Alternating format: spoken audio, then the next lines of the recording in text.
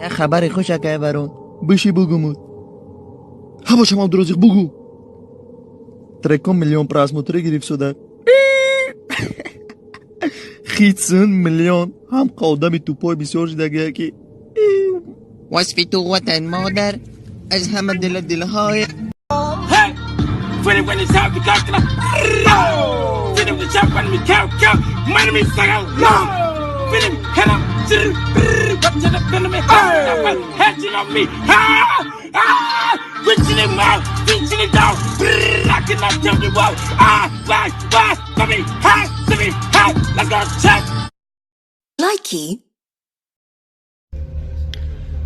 افندی قطیب بچهش یک کوه هزم زنی میره یک ساعت کار میکنه خیلی میلاد میکنه بعد بچه افندی میگه دادا پدر میگه یک پیاله چای بنوشیم بعد خلاص دیگه میشنه صحبت کرده چای نوشیدگی بعد بچه افندی طرف اوتاش میگه تا یک سوال تو مایلی میگه 10 سوال بده بچه جون و میگه که اتر راست میگن که میگن که شب چشمه رنگ فنریک روشنی میکنه همین شب کشید خرو چشمشون روشنی میشوه رنگ فنریک همین راست بعد افندی میخواد بچه جون میگه دروغه اگر چشمای خر در شبی رنگ فنری روشنی کنه قشلاق خود رنگ لس آنجلس میشود.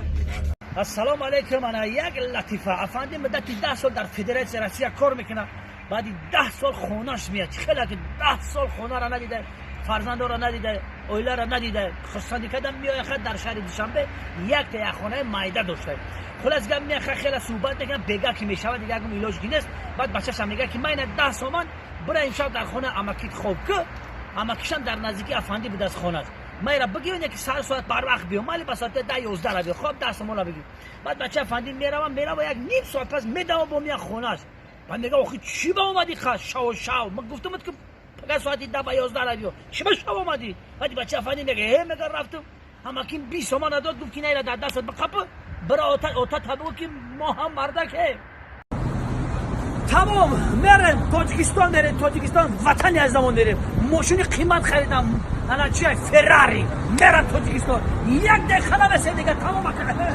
نگه کنم بخشی ماشینی ما اینه بابام هم خیلی سرا را تبابت میکنه چی؟ بابام هم خیلی سرا را تبابت میکنه مویسر میبرورن بابای تکی با بابام طبیب خلقی های مسئولیت همین طبیعت خود موقع تبابت چی کردی؟ اینا مثال میگم هم خیلی سرا آینه سرا همین جورا 500 گرم اصلی تازه خوالینگا میگیری خطی 500 گرم اصلی تازه دنگره را رس میکنی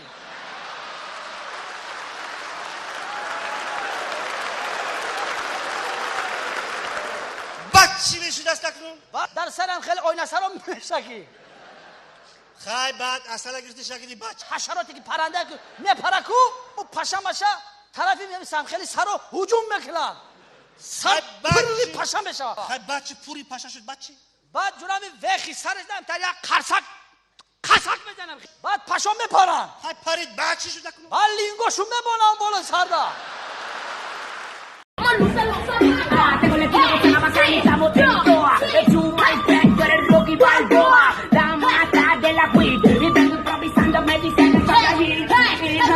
Yo le mato y improviso por aquí. Te monto cotizado en la mata de cannabis. Igual que yo le meto, yo te canto de primera. Tú haces voz como Antonio Banderas. La cara del diablo. El rapper que improvisa siempre en el tablo. Siempre le pido que tiene una bacana que tenga presente que dice me manda que colombiano le meto en España. We go